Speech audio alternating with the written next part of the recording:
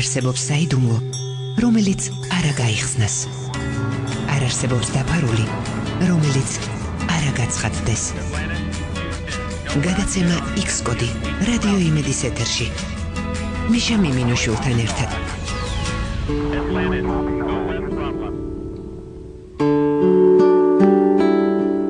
ბაგი დავწდი დოქის ბაგეს. ბაგე გადავიბადაგე. ღერძელობას ვეძიებდი ჟამთას რბოლით დავიდაგე. დოქმა მითხრა, საიდუმლოდ მომაგებე ბაგეს ბაგე. ქვეყნად განა კიდე მოხვალ. გალიაო, რას გადაგებ? საფამშვიდობის საკალბატონებო და ბატონებო, თქვენ კლავუსმენ X-კოდს, რომელიც ყოველ პარასკევს გადის ეთერში, უბრალოდ ესე უცნაური ფონით და უცნაური არა X-კოდისთვის დამახასიათებელი ფორმით დავიწყეთ დღევანდელი გადაცემა. რამე თუ ყოველ გაზაფხულს 18 მაისს, 18 მაისს უკვე შორს იყო, თუმცა ეს ადამიანი, რომელიც ამ დღეს დაიბადა და მინდა გითხრათ, რომ სოფლიოს სხვადასხვა კუთხეში, სხვადასხვა პროფესიის, სხვადასხვა რელიგიის, სამხსარებლობის, სხვადასხვა მსოფლმხედველობის ადამიანები, პოეტები, მისტიკოსები, ათეისტები, ქეიფის მოყვარულები, ფილოსოფოსები, ახალგაზრდები, მოხუცები, სწორედ აი ამ დღეს ზეიმობენ ომარ ხაიამის დაბადების დღეს. ქართველებისთვის განსაკუთრებულად ახლობელია ეს ადამიანი, ალბათ პირველ რიგში ლიტერატურულად მცოდნეების და ჩვენი პოეტების დამსახურება, რომ არაჩვეულებრივი თარგმანები გვაქვს ამ წერლისა, თუმცა პირველ რიგში კარგად არის ეს თარგმნილი, მისი პოეზია, მეორე მხრივ კი ალბათ იმიტომ, რომ მისი ჰედონიზმი, ბახუსისადმი უტოლოა, ღვინო დუდუგი ქალები და ასე შემდეგ ქართული ხასიათისთვის განსაკუთრებულად ახლოს არის, მაგრამ მინდა გითხრათ, რომ დღეს ჩვენ გადაცემით შევეცდებით ეს მითი, რომელიც ალბათ ბევრი თქვენთაგანისთვის არც არის მითი და ბევრმა იცის, რომ ეს არ იყო მხოლოდ აი ადამიანის ხასიათიდან გამომდინარე და აი ესეთი მსგავსი ცხოვრებისადმი ლტოლვიდან გამომდინარე შექმნილი ლექსები. არამედ ეს ძალიან დიდი შესაძლოა მინდა თქვა და ძალიან საინტერესო პიროვნება უნდა გავიცნოთ ომარ ხაიამი, პიროვნება, რომელიც არ იყო ლოთი, რომელიც საერთოდ არ დაულევია მას ღვინო, საერთოდ არ გაკარებია თრიაქს, არასოდეს არ წვევია სამიკიტნოებს და საროსკიპოებს, ის იყო უკიდურესი ასკეტი. ის იყო ერთ-ერთი ყველაზე მისტიური მოძღვრების სუფიზმის ოსტატი, გნებავთ ადეპტი და მასწავლებელი. მისი პოეზია კი ერთგვარი გასაღები იყო, რომ შესაძლებელია სუფიზმის მისტიკის ზიარება და ეს ძალიან რთული თემა, რამე თუ სუფიზმის თემას ისეთი სიღრმისეული და დროის სხვანაირი დრო ჭირდება და რა თქმა უნდა გადაცემას, რომელიმე გადაცემაში არაერთჯერ დავუთმობ ჩემ აი ამ მისტიურ ორდენს თავის დროს, თუმცა დღეს რაღაცნაირად აი ომარ ხაიამიდან გამომდინარე იქნება ჩვენი საუბრის თემა შეკრული. მინდა აქ ძალიან ბევრი ქართველი ლიტერატურად მცოდნის, მათ შორის ზვიად გამსახურდია სვეფრსტაუსის სახის მეტყოლებიდანაც მექნება მე ციტატები, რამე თუ რა თქმა უნდა მე არ ვარ არც სუფიზმის სპეციალისტი, არც ომარ ხაიამის შემოქმედების ღრმად მცოდნე და ამიტომაც მე გავკანიერდი და მათია ეს ლიტერატურული შრომები გამოიყენა და უბრალოდ მინდოდა, რამე თუ ჩვენი გადაცემა ეს არ ეხება მხოლოდ როგორც გითხარით ანომალურ მოვლენებს, გეოგრაფიული ხასიათისა იქნება ეს ფსიქოლოგიასთან დაკავშირებული, ძალიან ბევრი რამ საინტერესო არის ჩვენ სირგული, ძალიან ბევრ რამეს თითქოს ვიცნობთ და თითქოს არ იგივე როგორც ომარ ხაიამი, რომელსაც მუდმივად სუფრაზე მისი ლექსების ციტირება ხდება, თუმცა არავინ არ იცის თუ რა უდიდესი პიროვნება იყო და რა უდიდეს სიღრმეს, რა უდიდეს ტკივილს, რა უდიდეს ღვთისმოსაობასაც თუ გნებავთ ატარებდა ეს ადამიანი. ღვინო ისე ზვიად გამსახურდეს აი ვეფხისტყაოსნის სახის მეტყოლებას ძალიან კარგი ესეა და მე მისი ესეები ძალიან მომწონს. ის საუბარი რომ ღვინო მასთან არის მეტაფორა ესოტერული საიდუმლო მოძღვრებისა, რომელსაც სუფიზმი ეწოდება როგორც გითხალით, ხოლო ყურძენი ეს არის გარეგანი გზა აი ამ შინარსამდე მიწვევისა. მატერიალური სიმთრავლე კი აღნიშნავს სუფისტურ, ექსტატურ მდგომარეობას მისტიური წვდომის გზაზე, ჩემი ფრაზა არ არის ისე ციტირება ხდება ამ წიგნიდან, ხოლო ქალი მიჯნური შერთვის ობიექტი, ღვთაების სიმბოლო, ეს ძალიან ზოგადად, როგორც გითხარით, ამას სჭირდება წვდომა, შესაბამისი განწყობა, თუმცა დღეს ნაწილობრივ ამ თემასაც შევეხებებით და იმ იდუმალი ადამიანის ფილოსოფიური მრწამსის ფესვებს, რომელიც დღეს ჩვენი მთავარი გმირი იქნება, ანუ ომარ ხაიამი. მე ახლა ერთი წუთს მანიშნავ ერთ წუთში, რამდენ მოდი მოვუსმინო დავწერილოთ ისე აი ამ მელოდიას, რომელიც ასევე ომარ ხაიმის ეს სუფისტური მელოდია, ესეც სუფისტური ზოგადად სუფიზმი, რომელიც ევროპაში გავრცელდა, ეს დაახლოებით ისეთივეა, როგორც იოგა თავიდან და შემდგომ გავრცელება რაღაც სხვა ესეთი მიტმასნილი ფორმების და რაღაც ფოკუსნიკობა იოგა არ არის, ისე როგორც სუფიზმი, რომელთაც დღეს ძალიან ბევრი მწერალი და ბევრი ფილოსოფოსი ამაყობს, ესეც სუფიზმი არის. სუფიზმი არის ომარ ხაიამი, რომელსაც თქვენ დღეს ნაწილობრივ გაიცნობით.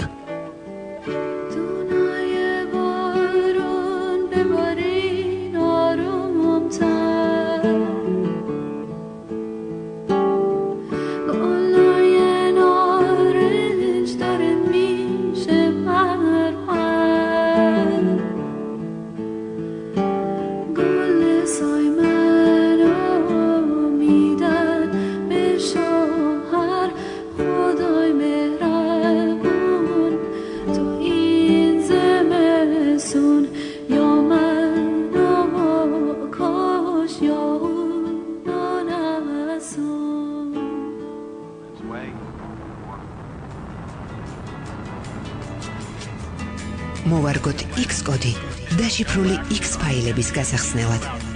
X კოდი მიშა მიმინუშვილთან ერთად.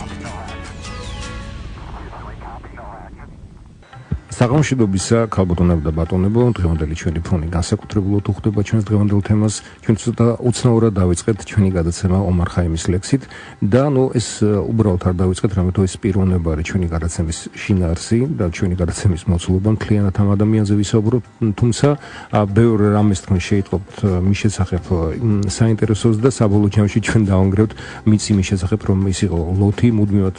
სტუმრობდა საროსკიპოებს და წერდა მხოლოდ ღვინოზე, თრობაზე და ასე შემდეგ. ეს ძალიან სიღრმისეული, ძალიან განათლებული და შეიძლება ითქვას ძალიან თავისებურად ღვთისმოსავი ადამიანი გახდათ. მოდით დრო არ დავკარგოთ და თავისებურად მისი ბიოგრაფიიდან რაღაც გარკვეული მომენტები შევიტყოთ. მე მინდა ვთქვა, რომ აი ამ მასალის შეგროვებაში მე რა თქმა უნდა გამოვიყენე ესეთი მეცნიერი გახლავთ გივი მაღულარია და მისი ნაშრომები, ძალიან საინტერესო ნაშრომები და ფიქრობ ამის გამო მე ეს ავტორი არ დამძერახავს, რამე თუ კიდევ ერთხელ ვამბობ, მე არა ვარ ომარ ხაიამის სპეციალისტი, არა ვარ სუფიზმის, არ ვიცნობ კარგად სუფიზმს, მით უმეტეს რომ მასზე საუბარიც კი არ არის ბევრი საჭირო და კიდევ ერთხელ ვიტყვი, რომ სუფიზმს ჩვენ ერთ-ერთ გადაცემაში, რამდენიმე გადაცემაში ჩვენ რაღაცნაირად როგორც ორდენს შევეხებით, როგორც მისტიურ ორდენს, მის საფუძვლებს, მის განვითარებას, თუმცა მოდი დავუბრუნდეთ ომარ ხაიამს. 18 მაისი გითხარით, რომ ზოგადად მთელ სოფლიოში აღინიშნება როგორც მისი დაბადების დღე და სწორედ აქედან გამომდინარე 18 მაისი დღეს არ არის, რა თქმა უნდა, უბრალოდ შაბათს იყო, მაგრამ რაღაცნაირად ჩვენ კალენდარს მივყევით და სწორედ კალენდარმა მოგცა ბიძგი, რომ აი ამ ეს ადამიანი სხვა კუთხით დღეს გაგვეხსენებინა. ომარ ხაიამის სამშობლოდ მიჩნევენ ირანის აღმოსავლეთ ნაწილში მდებარე დიდ ისტორიულ რეგიონს ხორასანი, კერძოდ ქალაქ ნიშაპურს, ეს მისი გვარიდანაც გამომდინარე ნიშაპურელი არის მისი ერთ-ერთი გვარი,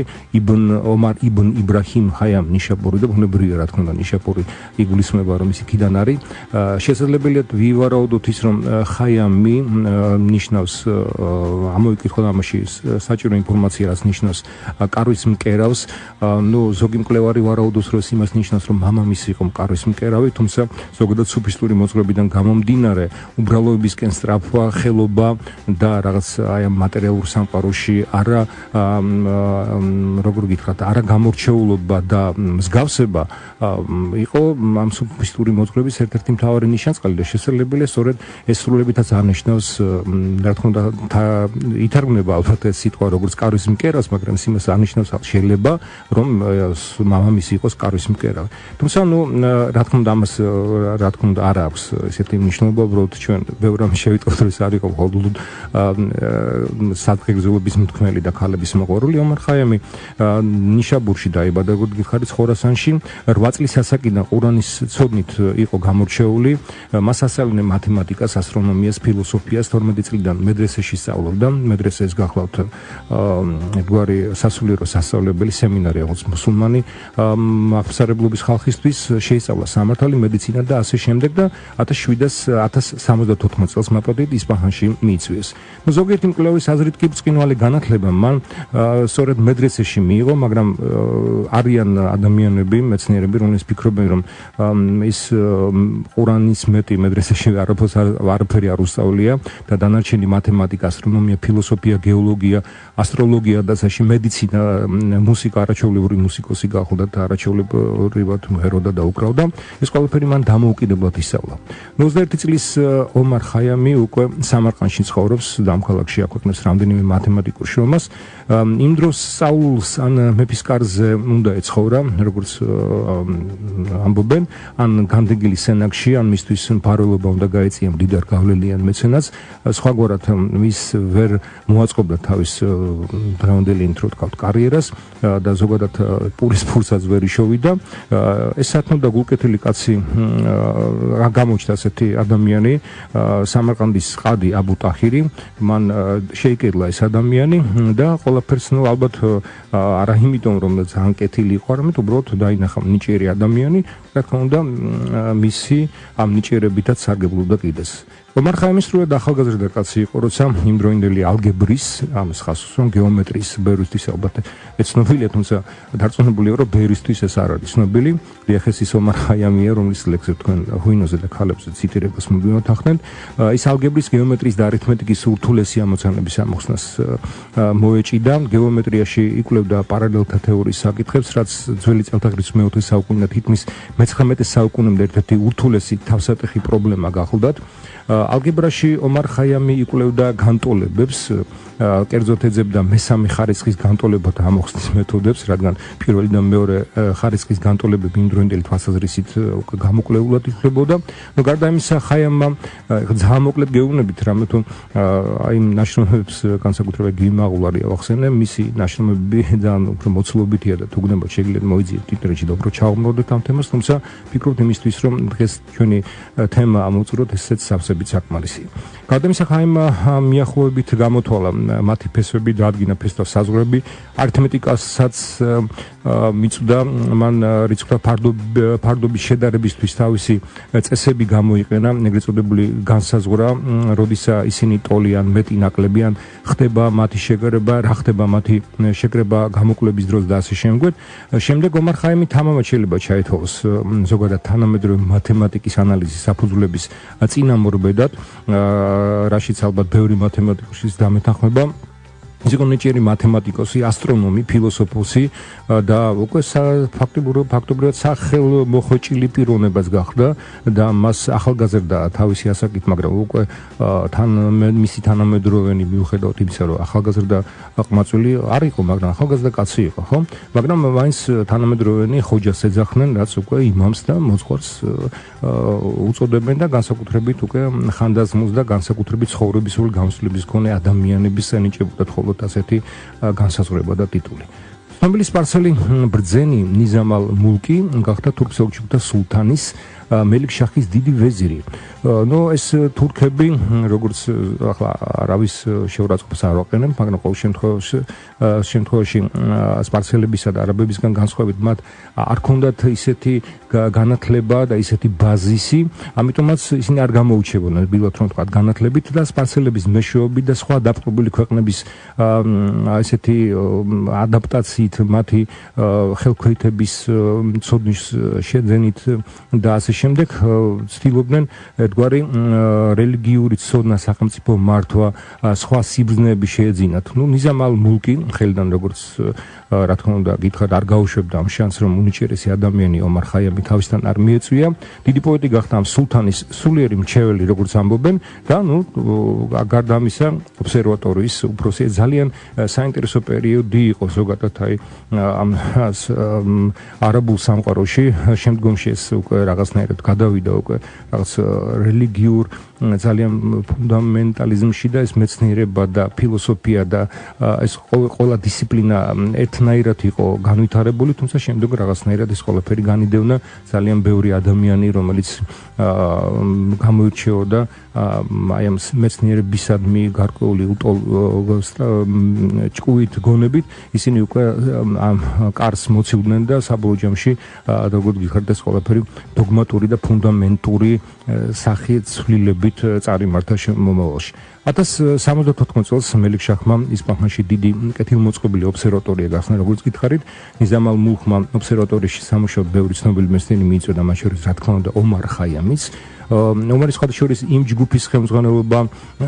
ხელმძღვანელობდა რომელსაც ირანის მზის კალენდარი უნდა აღედგინა და დაეზუსტებინა როგორც თქვენთვის ცნობილია გამაჰმადიანებამდე სპარსელები მზის კალენდრით სარგებლობდნენ რადგან სახელმწიფოს ოფიციალური რელიგია ცეცხლთაყვანისმცემლობა იყო და მოწმუნე ტაჯრებში ცეცხლს სცემდნენ თაყვანს და ტაძრის გარეთ კი მზეს და ასე შემდეგ მოკლედ მელიქ-შაჰმა და ნიზამ ალ-მულქმა გადაწყვიტეს სპარსეთში მზის კალენდარი აღედგინათ ობსერვატორის დაარსების მთავარი მიზეზიც სწორედ ეს გახლდათ და მიზანიც კალენდარის აღდგენა შევსება და დაზუსტება დიდ დროს და შრომას მოითხოვდა როგორც ამბობენ ჩვენი კვლევარები მაგრამ ომარ ხაიამმა ბრწყინვალედ გაართვა თავი ამ რთულ საქმეს და მის მიერ განგარიშებულმა წლის სიგრძემ შეადგინა ახლა აღარ მოყვები იყო იმიტომ რომ ამეთუ ძალიან შორტს აგვიყვანს მოკლედ გეტყვით რომ მან ეს დავალება შეასრულა თავისებური კალენდარის კი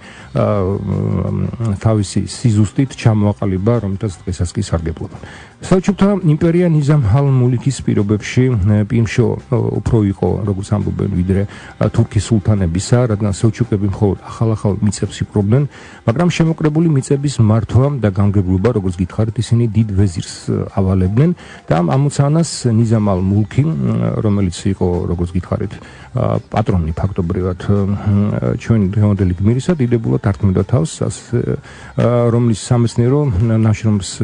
გივი მაღულარია თulis ასე და მის სამეცნიერო ნაშრომს ვეყნობით ჩვენ დღეს მისი ნიჭი და გამჭირახობა მხოლოდ მეზობელ ხალხებს უჯდებოდა ძვირად და მათ შორის ქართველებსაც რადგან შორისმჭრეტელი ვეზირი თურქთა მომთაბარე ტომებს სპარსეთიდან განთესვას შორეულ პროვინციებში გაყვანას უწყობდა ხელს ამბობს ეს ჩვენი მკვლევარი ნელ-ნელა მოდით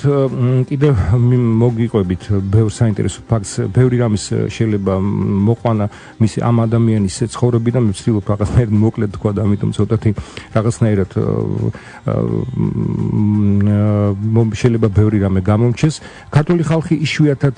მდგარა ისეთი საფრთხის წინ მინდა ამას გავუსვა ხაზი როგორც დიდი თურქობის დროს განსაკუთრებით კი აი ამ პიროვნების როდესაც ესეთი ვაზირი გეყოლება რომ ძალიან ჭკვიანურ ხრიკებს მართავდა იმისთვის რომ დაუშვათ თურქ სელჩუკებს შეძლებოდა ძალაუფლების გამაგრება და გამყარება მათ მიერ დაპყრობილ ქვეყნებში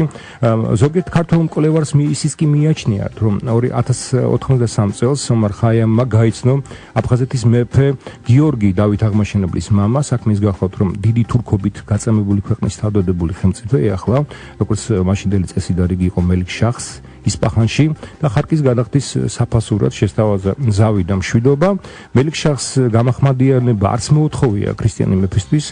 და რაღაცნაირად არც მოელოდა როგორც ამბობენ გიორგი ეს ამისთან დიალოგს და ამისთან საუბარს ყველაფერი კარგად დასრულდა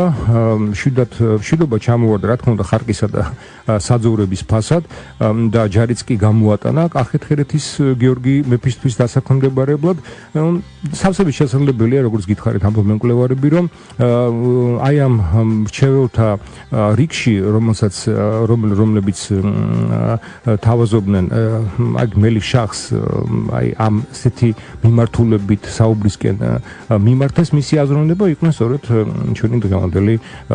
მთავარი გმირი და ფიქრობ რომ ესეც ერთგვარი მისი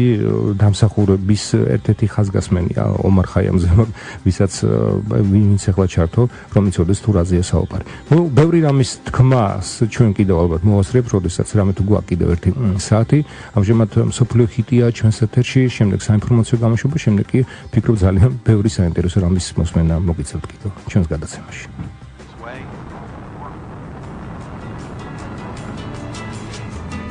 მოვარგოთ X კოდი დაშიფრული X ფაილების გასახსნელად X კოდი მიშა მიმინოშულთან ერთად